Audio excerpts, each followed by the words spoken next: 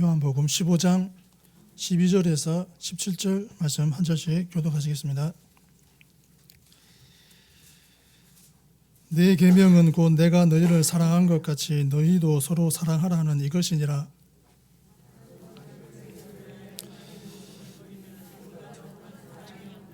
너희는 내가 명하는 대로 행하면 곧 나의 친구라.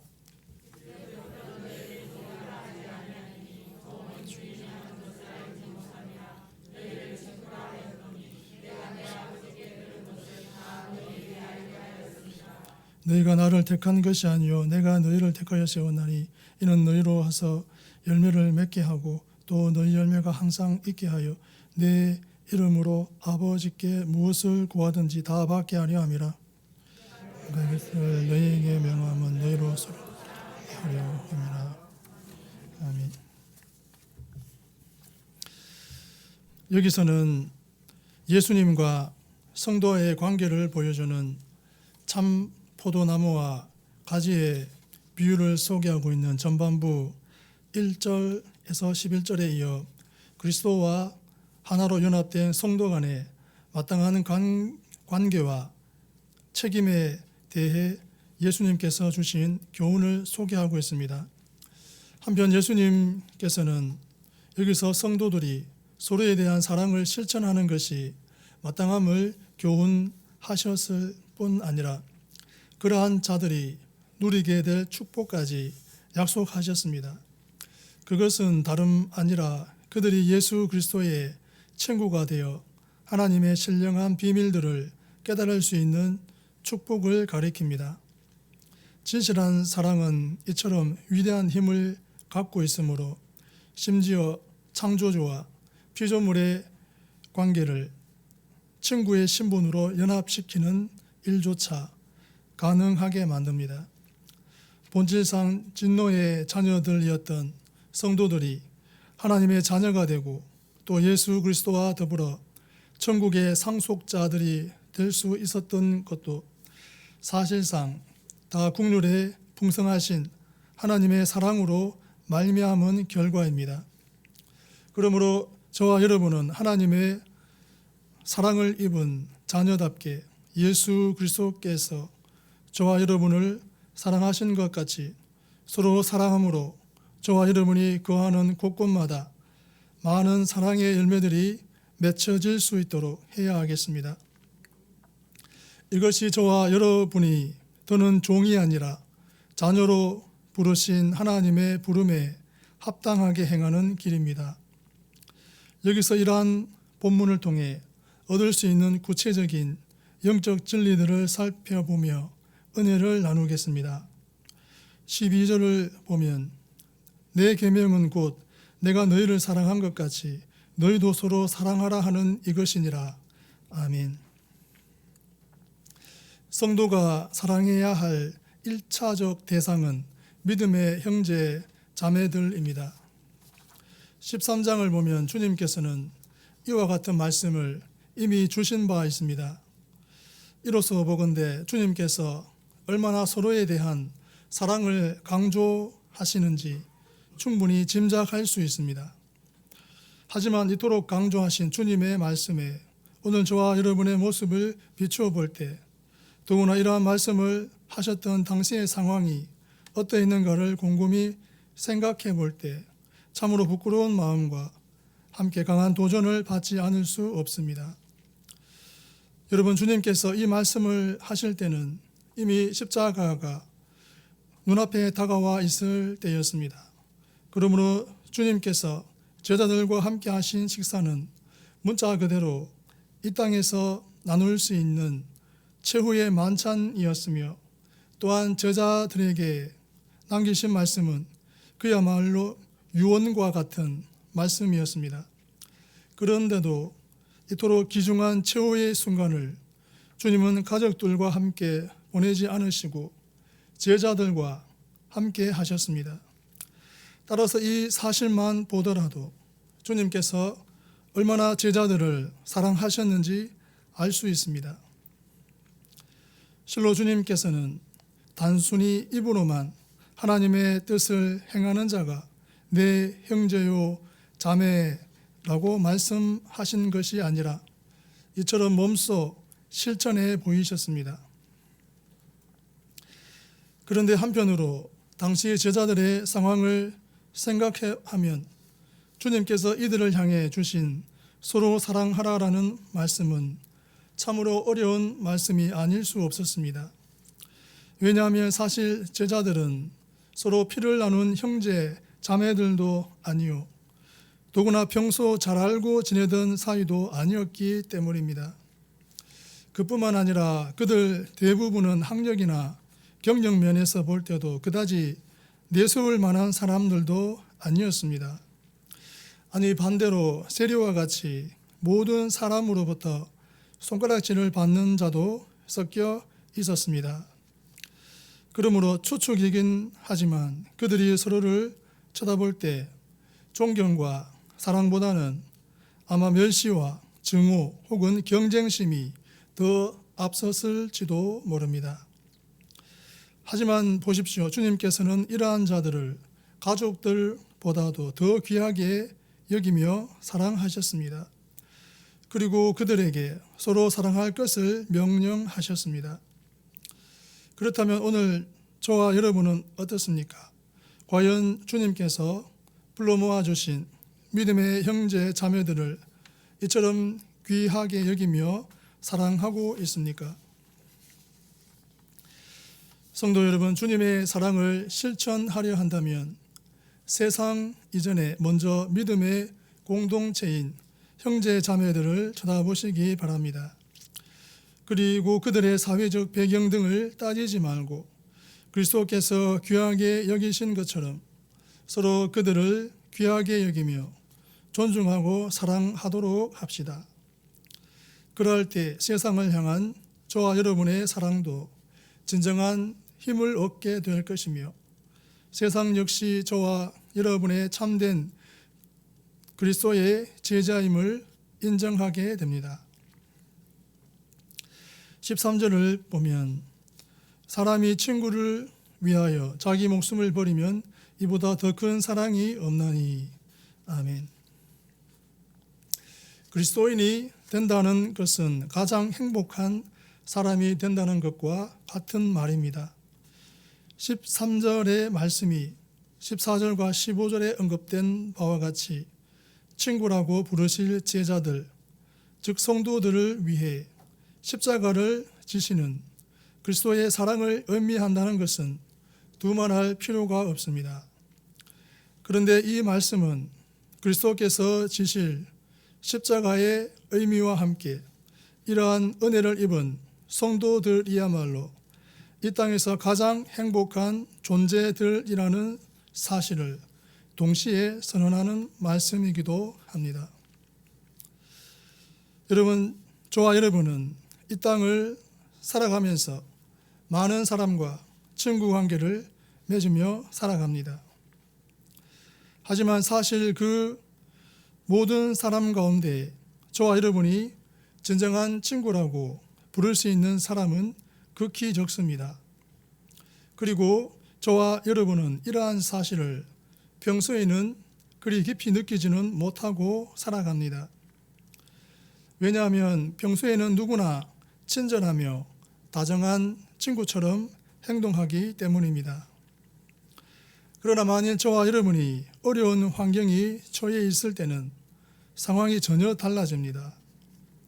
즉 평소에는 그토록 친한 친구처럼 행동하던 사람들이 태도를 완전히 바꿉니다. 그뿐만 아니라 때로는 친구라는 관계를 이용하여 결정적인 순간에 배반의 고통을 안기는 자들조차 있습니다. 그럴 때 저와 여러분은 끝까지 나와 함께 있어줄 친구는 과연 누구인가? 라는 질문을 던지며 끝없는 고통과 외로움에 빠지게 됩니다.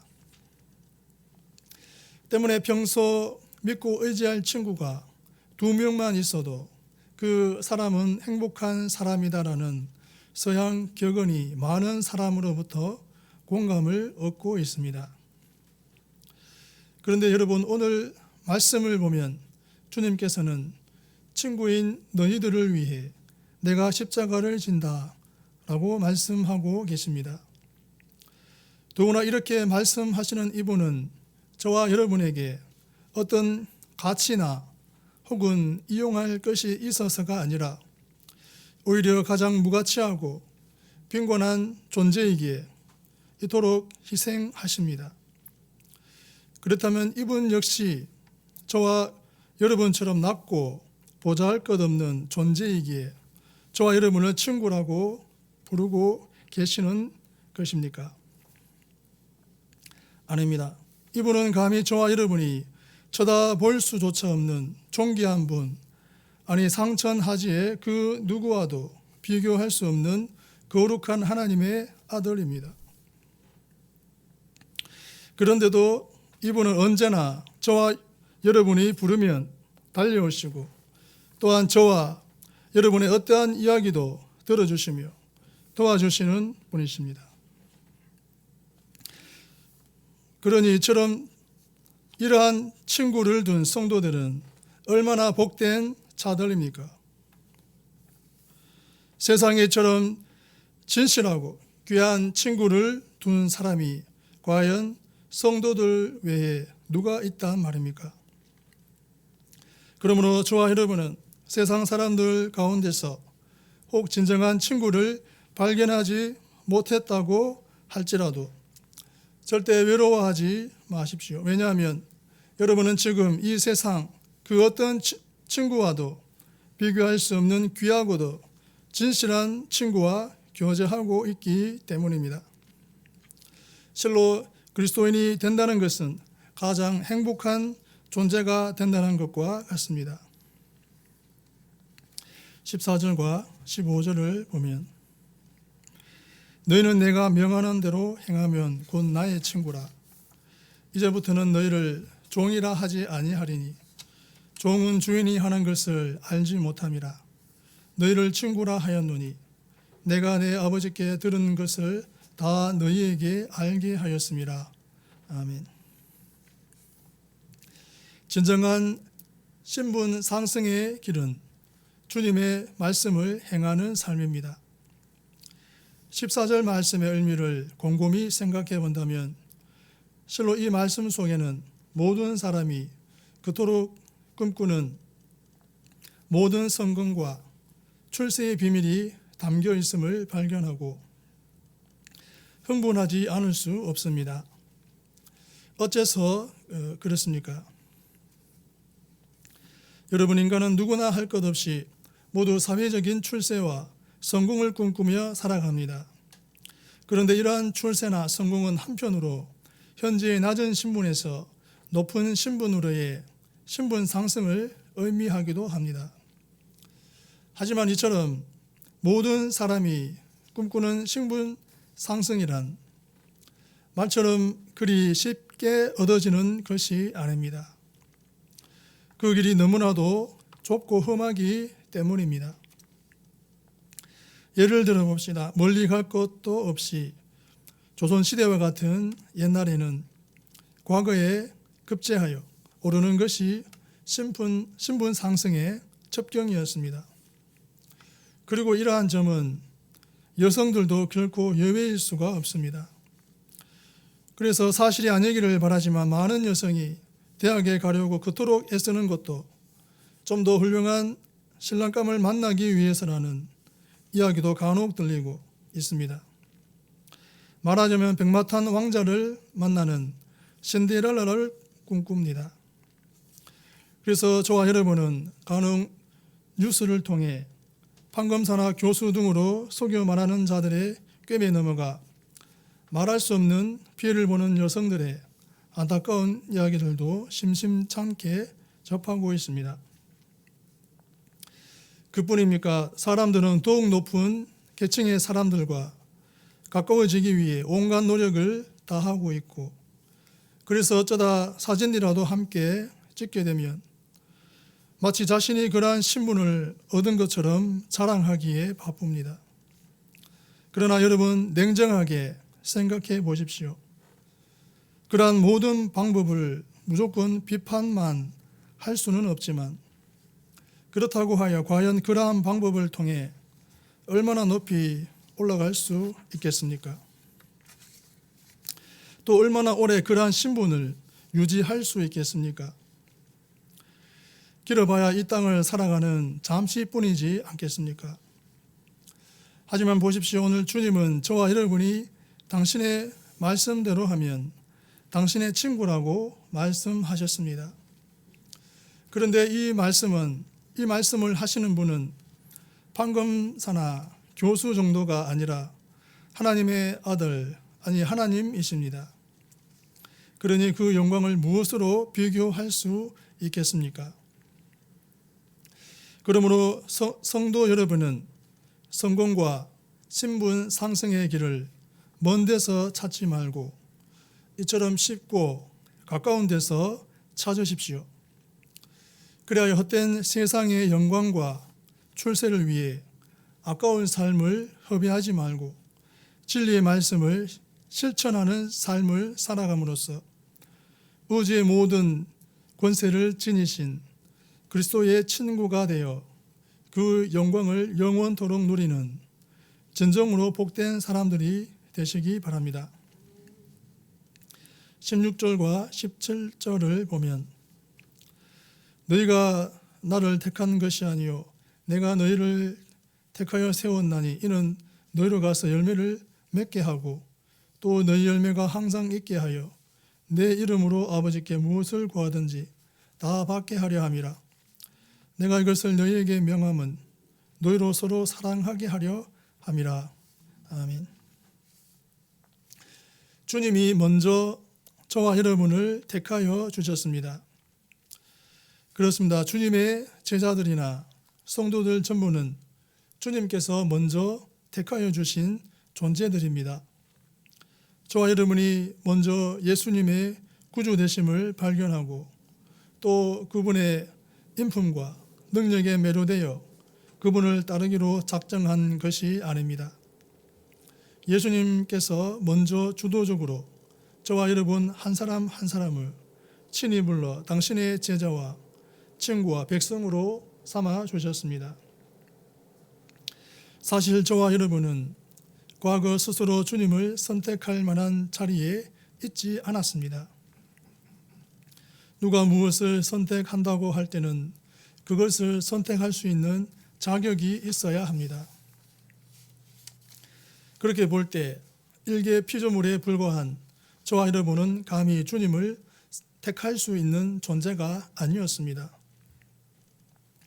물이 위에서 아래로 흐르듯 윗사람이 아랫사람을 택하고 힘과 능력이 있는 사람이 그보다 못한 사람을 택합니다. 그러니 어찌 저와 여러분 같은 인간이 창조주 하나님이신 주님을 택할 수 있겠습니까? 간혹 성도 중에는 자기 스스로 종교를 택하여 교회에 나왔다고 주장하는 사람도 있습니다. 그러나 그것은 어리석은 생각입니다. 그는 스스로 택하였다고 생각할지라도 그가 하나님을 믿게 된 것은 하나님이 이미 그를 택하여 부르셨기에 가능했습니다. 물론 주님이 저와 여러분을 택하신 것은 저와 여러분에게 어떤 합당한 조건이 있었기 때문이 아닙니다. 주님께서 당신의 제자로 부르신 자들의 면면을 보면 세상적으로 볼 때 내세울 만한 지위나 인격을 가지고 있지 못했습니다. 제자들은 신분, 학력, 직업 등에 있어서 미천하기 짝이 없는 자들이었습니다. 대부분 유대에서 소외되었던 갈릴리 지역 사람들로서 어부이거나 세리 아니면 유대 정통 종교인들에게 멸시받던 자들이었습니다. 예수님은 그처럼 내세울 곳 없는 그들을 친히 지명하사 당신을 따르도록 하셨습니다. 그것은 저와 여러분도 마찬가지입니다.